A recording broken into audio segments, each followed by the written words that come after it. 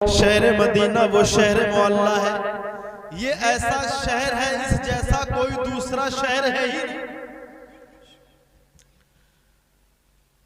शहर मदीना की तरह दूसरा शहर नहीं, और उस मदीना शहर के अंदर बसने वाले अल्लाह के वो नबी हैं, उन जैसा कोई दूसरा अल्लाह का नबी नहीं। दुनिया के अंदर बड़ी बड़ी हसीन और खूबसूरत जगहें मौजूद हैं कि नहीं है? आप यूपी से निकलिए, उत्तर प्रदेश से निकलने के बाद जाइए आप दिल्ली को। दिल्ली हिंदुस्तान की राजधानी है, एक अजीम शहर है, बड़ा खूबसूरत शहर है। लोग जब दिल्ली जाते हैं एक मर्तबा तो दोबारा जाने का दिल नहीं होता है। वही लोग जाते हैं जो काम के सिलसिले से रहते हैं, दिल्ली घूमने का दोबारा दिल नहीं होता। जो एक मर्तबा दिल्ली घूम के आता है अब उसका दिल ये कहता है चलो यार चल के कश्मीर की वादियां देखिए। चलो मुल्क हिंदुस्तान का एक सूबा है कश्मीर, कश्मीर को देखा जाए। वहां पर बर्फबारी होती है, गर्मी के मौसम में बर्फ गिरती है, ठंड के मौसम में बर्फ गिरती है। जब एक मर्तबा लोग शहर कश्मीर को देख करके आते हैं, दोबारा कश्मीर देखने का दिल नहीं होता है। वो कहते हैं हमें कश्मीर नहीं देखना है, अब हमें जाके लद्दाख देखना है। अभी बात समझ नहीं आ रही है। जब लोग लद्दाख को देख लेते हैं उनका दोबारा वहां दिल जाने को गवाही नहीं देखता है। वो कहते हैं चलो यार हिंदुस्तान घूम लिया, हमने सारा मुल्क घूम लिया, अब हिंदुस्तान से थोड़ा सा बाहर निकला जाए, हम अपने मुल्क के बाहर जाएं, चलो मलेशिया देखा जाए, बड़ा अच्छा मुल्क है। मलेशिया जाने के बाद दोबारा जाने का दिल नहीं होता है। लोग इंडोनेशिया देखते हैं, फिर जापान देखते हैं, अमेरिका देखते हैं, थाईलैंड हाईलैंड देखते हैं, नागालैंड देखते हैं। लोग एक शहर देखने के बाद दूसरा मुल्क देखते हैं, उस मुल्क को देखने के बाद कोई तीसरा मुल्क तलाश करते हैं। याद रखना जब ये लोग किसी एक मुल्क को देखते हैं दोबारा देखने का दिल नहीं होता है। कसम खुदा की जो शहर मदीना एक मर्तबा देखता है मरते दम तक उसके दिल से आवाज निकलती है, अमा अल्लाह आज तूने शहर मदीना दिखाया है, दिल करता है हमें मौत भी यही आ जाए। नारे तकबीर, नारे रिसालत, तशनीद मिलादुन नबी, अल्लामा व मौलाना रफीकुल कादिर साहब किबला, तशने गौसे आदम। हुजूर का शहर देखने के बाद दिल ये नहीं होता है कि हमें उठा दिया। आला फरमाते हैं यादे वतन सितम किया, दश्ते हरम से लाए क्यों, बैठे बिठाए बदनसीब सर पे बला उठाए क्यों, और दिल को जो अक्ल दे खुदा तेरी गली से जाएंगे। मैं एक शेर पढ़ता हूं, अगर समझ में हो सकता है कि आपके आ जाए, मोहब्बत से बोल दे सुभान अल्लाह। जब एक शहर मदीना को देखने के लिए आशिक़े रसूल जाता है और वह जब वहां से उससे कहा जाए कि चले आपका वक्त पूरा हुआ, अपने वतन अपने मुल्क वापस लौट जाइए, तो वो क्या कहता है, यूं अर्ज करता है आका या रसूल अल्लाह अब जरा ये तो बताएं, उठ के जाओ कहां मदीने से, उठ के जाओ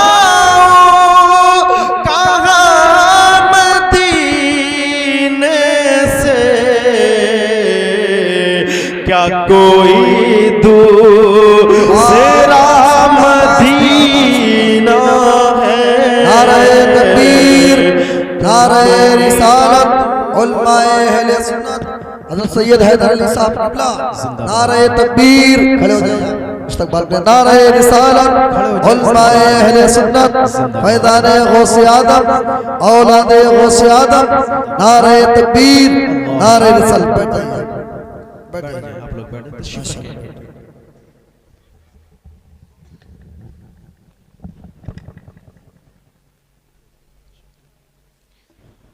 आप अपने माथे की निगाहों से देख रहे हैं कि शहजादा गौसे आज़म औलाद गौसे आज़म हजरत सैयद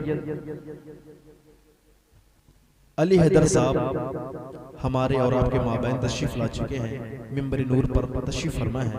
आप शहजादा गौसे आज़म के चेहरे नूर की ज़ियारत कीजिए।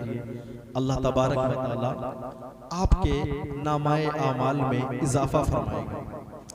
मोहब्बत से दुरूद पाक पढ़े अल्लाहुम्मा सल्ली अला सय्यिदिना मौलाना मुहम्मद वसल्लम सल्लल्लाहु अलैहि सलातो वसलाम अलैहि या रसूलल्लाह सल्लल्लाहु अलैहि वसल्लम। शायर लिखते हैं क्या बताऊं कि क्या मदीना है, बस मेरा मोहता मदीना है, बस मेरा मोहता मदीना है। दुनिया वाले तो दर्द देते हैं, दुनिया वाले तो दर्द देते हैं, दर्द दिल के, दर्द दिल के दावा मदीना है, दर्द दिल के दावा मदीना है। क्या बताओ कि क्या मदीना है, उसकी आँखों का नूर तो देखो, उसकी आँखों का नूर तो देखो, जिसका देखा हुआ मदीना है, जिसका देखा हुआ मदीना है। दुरूद पाक पढ़े अल्लाहुम्मा सल्ली अला सय्यिदिना मौलाना मुहम्मद वसल्लम सल्लल्लाहु अलैहि सलातो वसलाम अलैहि या रसूलल्लाह सल्लल्लाहु अलैहि वसल्लम। मिंबर नूर पर सैयद हैदर अली साहब तशरीफ फरमा है और इंशाल्लाह मेरे फौरन बाद आप उनको मुकम्मल समाअत करेंगे इंशाल्लाह। मैं थोड़ी सी देर के लिए आपकी खिदमत के लिए हाजिर हुआ हूँ, 2-4 मिनट का वक्त लगेगा इंशाल्लाह। मेरी गुफ्तगू बहुत जल्द खत्म हो जाएगी। अल्लाह तबारक व तआला का ये बड़ा एहसान है कि हम सैयदना सरकार गौसे आज़म रज़ी अल्लाह तआला अन्हु की इस मुबारक महफिल में बैठे हुए हैं और हम सभी बखूबी जानते हैं कि ऐसी पाक महफिलों में वही लोग आया करते हैं जिनको अल्लाह तबारक व तआला आने की इजाजत देता है, वरना सिकंदरपुर में सिर्फ इतने ही लोग नहीं हैं, बहुत सारे लोग हैं, इससे कहीं ज्यादा लोग हैं। और मैं तो कहता हूं उन्हें बुलाने की भी जरूरत नहीं पड़ेगी। अगर कोई प्रोग्राम दूसरा होता, यहाँ पर नाचने गाने वाला कोई डीजे का इंतजाम होता, तो अभी सारा गांव एक तरफा इकट्ठा हो जाता और लोग बगैर बुलाए यहाँ पर हाजिर हो जाते हैं। यहाँ पे लोग कम तादाद में इसलिए हैं क्योंकि अल्लाह तबारक व तआला के हर किसी को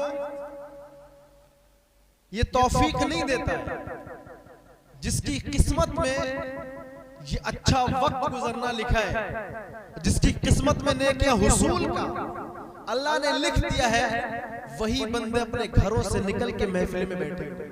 यकीन जाने जो घरों पर लेटे ना वो खुश हो रहे हैं, यार हम तो बिस्तर में हैं। ये लोग जाकर के मौलाना की बात सुन रहे हैं और मौलाना अपने बाप की बात नहीं करता, रसूल पाक की बात। वाह वाह वाह, जिंदाबाद जिंदाबाद। कभी कुरान बोलेगा तो कभी हदीस बोलेगा। कुरान और हदीस को सुनने के लिए हम आए और आप आए हैं।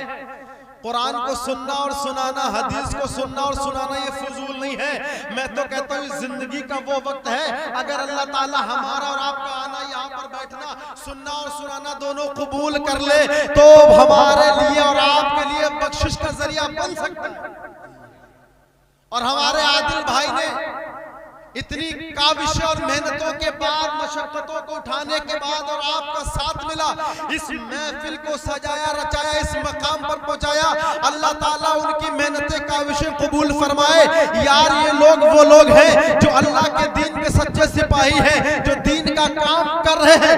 एहसान मानो इन लोगों का जिसने अपना वक्त देकर ऐसी महफिलों को सजाया, इसलिए ताकि हमारे नामाए अमाल में भी नेकियां दर्ज हो जाए। हम लोग अपने बिस्तरों में मोबाइल लेकर के पड़ जाते हैं, हम लोग अपने चौराहों पर बैठ जाते हैं, दुनिया की बातें करते हैं, दुनियादारों की बातें करते हैं। हाफिज कारी आदिल रजा साहब ने इतना बड़ा प्रोग्राम सजाने के बाद हमें दुनिया से दूर रखा है, दुनियादारी से दूर रखा है, और ये इतना प्यारा वक्त हमारे लिए चुना है कि इस तमाम रातें हम अपने बिस्तरों में सोकर गुजार देते हैं, कुछ यूट्यूब देखकर, फेसबुक चलाकर गुजार देते हैं। लेकिन ये ऐसा वक्त है, अगर यहाँ बैठोगे, अल्लाह के लिए बैठोगे, सच्चे दिल से बैठोगे, अगर कोई तौबा कर ले दिल से आज, अल्लाह तौबा भी कबूल करेगा। और यकीन जानो अल्लाह आज सरकार सर्ग सैयदना गौसे आजम रज़ी अल्लाह ताला अन्हु का सदका बांट रहा है। हम और आप बढ़ते हुए सदके को लेने आए हैं। अल्लाह ताला हम सबको सरकार गौसे आजम का सदका अता फरमाए। यकीन जाने सैयदना सरकार गौसे आजम रज़ी अल्लाह ताला अन्हु ने फरमाया है, मेरा तो नाम वही लेता है जिसको मैं चाहता हूं। वाह वाह, जिंदाबाद जिंदाबाद, माशाअल्लाह। सरकार गौसे आजम का नाम हर कोई नहीं लेता है। सरकार गौसे आजम ने खुद फरमाया, मेरा नाम वही ले सकता है जिसको मैं चाहता हूं। अगर आप लोग भी दिल में मोहब्बत गौस लेकर बैठे हैं, एक मर्तबा बुलंद आवाज से कह दे, या गौसे आजम अल मदद, या गौस आजम अल मदद। गौस का दामन नहीं छोड़ेंगे इंशाअल्लाह। सैयदना सरकार गौसे आजम का ये महीना चल रहा है और इसके 2-4 दिन बचे हैं, आखिरी इख्तिताम ये इस महीने का होने वाला है। पूरी दुनिया सुन्नियत में देखा जाए, लोग सरकार सैयदना गौसे आजम रज़ी अल्लाह ताला अन्हु के नाम पर महफिल सजाते हैं, मिलाद का प्रोग्राम करते हैं, बिरयानी का लंगर करते हैं, गरीबों को, मिस्कीनों को, फकीरों को खाना खिलाते हैं, अपने रिश्तेदारों को, अहिब्बा को, अजीजों अकरबा को, खानदान वालों को, बस्ती वालों को बुला करके उन्हें नजरों न्याज का एहतमाम करके खाना खिलाते हैं, लंगर आम जारी करते हैं। लंगर करना ये बाइस बरकत है, बाइस सवाब भी है। नजरों न्याज करना ये बाइस बरकत है, बाइस सवाब भी है। और फातिहा खानी करना ये बाइस बरकत भी है, बाइस सवाब भी है। लेकिन यकीन जानना, हमारे मजहब इस्लाम में सिर्फ हमें ये नहीं सिखाया है कि हम सिर्फ लंगर करेंगे, हमें सिर्फ गौसे आजम ने ये नहीं सिखाया है कि हम सिर्फ लंगर खिलाएंगे, लंगर खाएंगे, हम अपने घर पे बिरयानी बनाएंगे, दूसरों को खिलाएंगे, खुद भी खाएंगे। हाँ, ये तो सिखाया ही है, लेकिन इसके साथ साथ सैयदना सरकार गौसे आजम ने हमें यह भी सिखाया है, हम एक तरफ लंगर आम भी करेंगे, दूसरी तरफ हम मस्जिदों को आबाद भी करेंगे। वाह वाह वाह, जिंदाबाद। एक जानिब हम नजर न्याज का एहतमाम भी करेंगे, दूसरी जानिब हम दीन की पासदारी भी करेंगे, हम इल्म और फन की पासदारी करेंगे, हम अपने बच्चों में तालीम लेकर के आएंगे। सैयदना सरकार गौसे आजम ने बचपन से ही तालीम हासिल की, और आप जानते हैं सैयदना सरकार गौसे आजम रज़ी अल्लाह तबारक व तआला अन्हु को अल्लाह ने पैदाइशी वली बनाया, माँ के शिकम से वली बनकर के पैदा हुए। जब मदरसे में दाखिला लिया गया, जब आप पढ़ने जाया करते थे, किसी ने पूछा सरकार गौसे आजम से, हुजूर ये बताइए आपको इस बात का कब इल्म हुआ कि आप अल्लाह के वली हैं? सरकार गौसे आजम ने फरमाया, मुझे तब मालूम चला जब मैं मदरसे में पढ़ने के लिए जाया करता था, एक हातिफे गैबी से आवाज आती थी, ऐ लोगों उठ जाओ, खड़े हो जाओ, अल्लाह के वली गौसे आजम को बैठने के लिए जगह दे। यार जिसको बचपन में ये मालूम हो जाए कि मैं अल्लाह का वली हूं, जिसे ये मालूम हो जाए बचपन ही में कि मैं अल्लाह का वली हूं, अल्लाह ने मुझे वली बनाया है, अब बताओ उसे क्या जरूरत है कि वो दीन की तालीम हासिल करे? उसे क्या जरूरत है कि अपनी माँ को तन्हा छोड़ के कस्बे शहर बगदाद में जाकर के कुरान और हदीस की तालीम हासिल करे? मेरे भाइयों, सरकार सैयदना गौसे आजम रज़ी अल्लाह तबारक व तआला ने हमें ये तालीम दी है, हमें ये पैगाम दिया है, ऐ लोगों दीन की तालीम पहले है, दीन की तालीम बहुत जरूरी है, क्योंकि अल्लाह उसके रसूल ने दीन की तालीम हम पे फर्ज फरमाई है। हम लंगर चाहे जितना खा लें, हम नियाज़ें चाहे जितनी कर लें, जितना चाहे सदका खैरात कर लें, लेकिन अल्लाह ने हमारे ऊपर तालीम दीन सीखना फर्ज फरमाई है। और लोगों अपने बच्चों को दीन की तालीम दिया करो, अपने बच्चों को हाफिज़े कुरान बनाओ, अपने बच्चों को आलिम दीन बनाओ। जब तुम्हारे घरों में बच्चे हाफिज़े कुरान होंगे, दीन के तलबगार होंगे, तुम्हारे घरों में ये बच्चे, जब एक जमाना आएगा ये जब बच्चे तुम्हारे घरों में आलिम दीन होंगे तो तुम्हारा अकीदा भी सलामत रहेगा, तुम्हारा ईमान भी सलामत रहेगा। तुम्हारे घरों में शरीयत को पामाल नहीं किया जाएगा, बल्कि तुम्हारे घरों में शरीयत की पासदारी की जाएगी। नारे तकबीर, नारे रिसालत, जश्न गौसे आदम, उलमाने गौसे आदम, मसलके आला हजरत सरकार सैयदना गौसे आजम के नाम पर आने वाले गुलामों, एक बात बता दो मुझे भाई, गौसे आजम रज़ी अल्लाह ताला अन्हु सिर्फ हमें लंगर खाना नहीं सिखाया है। बातें बड़ा अजीब लगती होंगी यार, ये इल्म फन की बात क्यों करते हो, ये तालीम सिखाने की बात क्यों करते हो यार? मौलवियों को मिलता ही क्या है? हमारी मस्जिद के इमाम को देखा जाए, हम 5000 रुपये उसको तनख्वाह देते हैं, पूरे दिन 24 घंटा उससे ड्यूटी लेते हैं। हम अपने बच्चों को आलिम क्यों बनाएंगे यार? हाफिजों को हमने देखा है, ये 4000 5000 की नौकरी करते हैं, 24 घंटे हुजरे में रहते हैं, छोटा सा कमरा इनको दिया जाता है और इनके लिए अच्छा बेड नहीं होता है, इनके लिए तख्त नहीं होता है, इनका बिस्तर भी जमीन पे लगा दिया जाता है, इनके लिए कोई अच्छा इंतजाम नहीं होता है। हम इनको क्यों पढ़ाएं? हम अपने बच्चों को आलिम क्यों बनाएं? हम अपने बच्चों को हाफिज़े कुरान क्यों बनाएं? याद रखना, कसम खुदा की, ये तुम्हारी ज़हनियत होगी कि आलिम जमीन पर लेटता होगा, आलिम जमीन पर लेटता होगा। अगर वो जमीन पर लेट जाए, उसकी इज्जत और शान घटती नहीं है, उसकी शान तो अल्लाह ने बुलंद कर रखी है। और कुरान पाक में अल्लाह ने यह इरशाद फरमाया है, इन्नमा यख्शल्लाह मिन इबादिहिल उलमा। तुम तख्त पर लेटो, बेड पर सो जाओ, अच्छी गाड़ियों में घूमो, लेकिन अल्लाह ने तुम्हें वो इज्जत नहीं दी जो आलिम दीन को अल्लाह ने मर्तबा और इज्जत दिया है। मेरे आका ने फरमाया, अगर कोई आलिम दीन कब्रिस्तान से गुजर जाए, अल्लाह तबारक व तआला कब्र वालों से अजाब उठा लेते हैं। सुभान अल्लाह, सुभान अल्लाह, जिंदाबाद। किसी घर में पैर रख दे तो अल्लाह अपनी बरकतें उस घर में नाजिल कर देते हैं। लोगों की ज़हनियत यही है ना, हम बच्चों को क्यों पढ़ाएं, क्यों इनको आलिम बनाएं? ये कमाते कितना है? 4000 5000 8000 रुपए इनकी तनख्वाह होती है। मेरे भाई, ये नजरिया हमने बदला है। हमने अपने आलिमों की इज्जत खुद घटाना शुरू की है। हमने अपने आलिमों की तनख्वाह इतनी कम कर रखी है कि कोई अच्छा आलिम दीन का काम करने के लिए जल्दी राजी नहीं होता है। क्यों नहीं होता है? क्योंकि जिंदगी इतनी मुश्किल हो चुकी है, अखराजात इतने बढ़ गए हैं यार। हमारा तुम्हारा काम 5000 रुपये में नहीं चलता है। हमें अगर तुमको 5000 रुपया दिए जाए, तुम्हें कहा जाए अपनी औलाद को पालो, इसमें घर का खर्च भी निकालो, इनकी पढ़ाई भी निकालो, रिश्तेदारों में आने जाने का खर्चा इसी में से करो, इनकी दवाई का भी खर्चा, इनके कपड़ों का भी खर्चा इसी में करो, यार तुम हाथ जोड़ के खड़े हो जाओगे, ना ना ये हमसे नहीं होगा। मेरे भाइयों, जरा सोच बदलो, उलमा की कदर करो। पूरी दुनिया में जितने मजहब है, जितने भी धर्म के लोग हैं, हर धर्म के लोग अपने रहनुमाओं को आगे रखते हैं, अपने रहनुमाओं को उनकी इज्जत बढ़ाते हैं, अपने रहनुमाओं के मकाम ऊंचे रखे हैं, उन्होंने अपने रहनुमाओं को आगे रखा है। हर धर्म के लोग अपने रहनुमाओं को बढ़ाते हैं।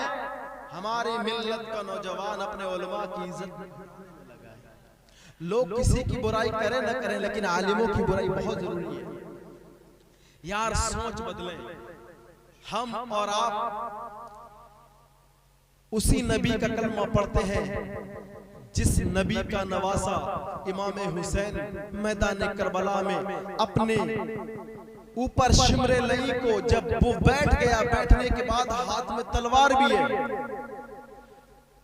आपको शहीद करने के लिए तैयार है। आपने फरमाया कि एक मर्तबा मुझे सजदे शुक्र अदा कर लेने दे। हम तो खाते और खा के सो जाते हैं, हम तो गौसे आजम का लंगर भी खाएं, खा करके सो जाते हैं। हमें नमाज की तौफीक क्यों नहीं? क्यों हमारी मस्जिदें आज खाली पड़ी हुई हैं? क्या सिर्फ हम नाम के मुसलमान हैं? क्या सिर्फ हम रोटी और बोटी खाने के लिए पैदा किए गए हैं? क्या सिर्फ हम जलसे जुलूस में नात और मनकबत पर नारे लगा कर घर चले जाएंगे, हमने जन्नत कमा ली? यार जन्नत इतनी आसान भी नहीं है कि हम नारा लगा लें और जन्नत में दाखिल हो जाएं। अगर जन्नत इतनी आसान होती तो याद रखना, सरकार गौसे आजम रज़ी अल्लाह तबारक व तआला अन्हु पैदाइशी वली थे, उन्हें सजदे अदा करने की जरूरत नहीं थी। जो वली होता है वो जहन्नमी नहीं बल्कि अल्लाह का जन्नती बंदा होता है। हम तो किसी खेत की मूली और बथुआ हैं ही नहीं। वाह वाह वाह, इतने गुनहगार बंदे यार, हम जो सजदे करें हमें तो उन पर भी भरोसा नहीं कि अल्लाह कबूल करेगा कि नहीं करेगा। मेरे भाइयों, हम और जो आज तो बड़ा आज हाल ही इतना बुरा हो गया हमारे नमाजियों का। एक तो हम नमाज पढ़ते नहीं है, ऊपर से जो नमाज पढ़ते हैं उनका हाल और भी ना गुफ्तबा है। इनका अलग ही मामला है। अभी इन्होंने जुमा 8 दिन से नमाज शुरू करी, अब इनका जहन बदल गया। इन्हें हर बेनमाजी जहन्नमी लगने लगी, इन्हें हर एक नमाजी के अंदर खामी नजर आने लगी, हर इमाम की इन्हें गलती नजर आने लगी। हजरत मूसा अलैहिस्सलाम के दौर में एक ऐसा नमाजी भी गुजरा है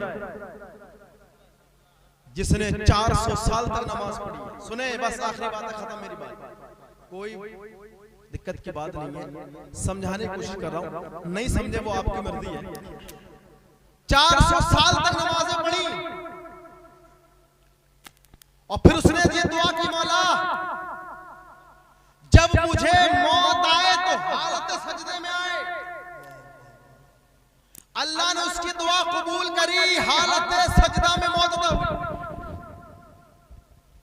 हमारे दौर में अगर कोई मर जाए ना हालत सजदा में, हम तो बड़ा खुशी मनाते हैं यार, कितना अल्लाह का नेक बंदा है, सजदे में मौत आई। उस बंदे ने दुआ की थी, मौला मुझे मौत सजदे में आए, सजदे में मौत आई, मर गया। मरने के बाद जब पहुंचा है ना रब की बारगाह में, अल्लाह तबारक व तआला ने उसे जन्नत का टिकट दिया और कहा, फरिश्तों जाओ इस बंदे को मेरी मर्जी से, मेरी रहमत से जन्नत अता कर दो, मेरे फजल से, मेरी रहमत से इसे जन्नत अता कर दो। तो कहने लगा, मौला तेरी मर्जी से, तेरी रहमत से अगर मुझे तेरे फजल से जन्नत मिलना ही थी तो फिर मेरी नमाजों का क्या होगा जो मैंने 400 साल तक पढ़ी। अपने फजल से नहीं मौला, मेरी नमाजों के बदले मुझे जन्नत दे दे। समझ आ रही बात? कहने लगा, अल्लाह मुझे जन्नत, मैंने जो नमाजें पढ़ी है 400 साल तक, उन नमाजों के बदले जन्नत दे, अपने फजल से नहीं। रब ने फरमाया, बड़ा ही फजल कर रहा है, बड़ी नमाजें कर रहा है। आए फरिश्तों, इसे ले जाओ जन्नत में डाल दो मेरे फजल से। तो फिर बोला, मौला मुझे अपने फजल से नहीं, मुझे मेरी नमाजों के बदले जन्नत दे। रब ने इरशाद फरमाया, नमाजों पर गुरूर है, नमाजों पे घमंड है, सजदों पर घमंड और गुरूर कैसा? अगर तूने 400 साल तक मेरे लिए इबादत की है तो मैंने तुझे 400 साल खिलाया भी था, मैंने तुझे जिंदा भी तो रखा है, तुझे बेहतरीन जिस्म भी तो दिया है, तुझे सेहत और सलामती भी तो थी, हाले मैंने तुझे बेशुमार नेमतें अता फरमाई थी और तू बड़ा अपनी नमाजों पर गुरूर कर बैठा है। फरिश्तों आओ, मैंने जो इसे नेमतें अता करी थी, इसको जो मैंने नेमतें दी थी, आओ इसकी नेमत को तोल लो, जो मैंने इसे नेमतें दी थी उन नेमत को तोलो और एक जानिब इसकी नमाजों को रख दो। फरिश्तों ने कहा, मौला तेरी दी हुई कौन सी नेमत को तोला जाए? रब ने फरमाया, ऐ इस बंदे मैंने तुझे आंखें अता फरमाई थी, इसकी आंखों वाली नेमत को तोल लो। मेरे भाई, ये आंखें ना इंसान की, ये अल्लाह की दी हुई बड़ी नेमत है। अगर सारी हमारी कमाई इस पर खर्च कर दी जाए, अल्लाह का शुक्र सारी जिंदगी किया जाए, तो एक नेमत पर उसका शुक्र कम है। रब ने इरशाद फरमाया, आंखों के बदले इसकी नमाजों को तोला जाए। नमाजों को तोला गया, नमाजें कम पड़ गई, वो आंख की नेमत बुलंद हो गई, उसका वजन ज्यादा हुआ। रब ने इरशाद फरमाया, क्या हुआ? तेरी नमाजें कहां गई? एक नेमत पे तुल गई। अल्लाह तबारक व तआला से अर्ज करने लगा, मौला बड़ी गलती हो गई, बड़ी खता हो गई, मुझे तो नमाजों पर गुरूर हो गया, नमाजों पे घमंड कर बैठा, लेकिन मौला मुझे अपनी नमाजों के बदले जन्नत नहीं चाहिए है, मुझे तो तेरी रहमत के सदक़े जन्नत चाहिए। वाह वाह वाह, जिंदाबाद जिंदाबाद, माशाअल्लाह। जन्नत अल्लाह देता है, जन्नत अल्लाह, जन्नत देने का काम अल्लाह का है, हमारा काम सजदा शुक्र करने का है। आओ मिलकर के अपनी मस्जिदों को आबाद करें, इन अइम्मा की जिंदगी को आबाद करें, मसाजिदें आबाद रखें, अपने मदारिस आबाद रखें, अपने घर का माहौल दीनी माहौल बनाएं, अपने घरों से फहाशी, बेहयाई, उरियानियत और बेगैरती वाला माहौल खत्म कर दें, शरीयत और तरीकत लेकर आए, कुरान और हदीस की बातें हों, अपने बच्चों को करबला के जिक्र सुनाएं, अपने बच्चों को गौसे आजम के किस्से सुनाएं, उनकी जिंदगियों में इश्क रसूल भरे, उनके दिलों में इश्क रसूल भरे, अपने बच्चों को इमाम अहमद रजा का नाम सुनाएं, बरेली के ताजदार का नाम सुनाएं, इंशाअल्लाह उनका नाम बच्चा तुम्हारा सुनेगा, इंशाअल्लाह जब जवान होगा तो मसलक के आला हजरत के गीत गाएगा। अल्लाह तबारक व तआला हम सबको सुनने से ज्यादा, बोलने से ज्यादा अमल की तौफीक अता फरमाए। अस्सलाम।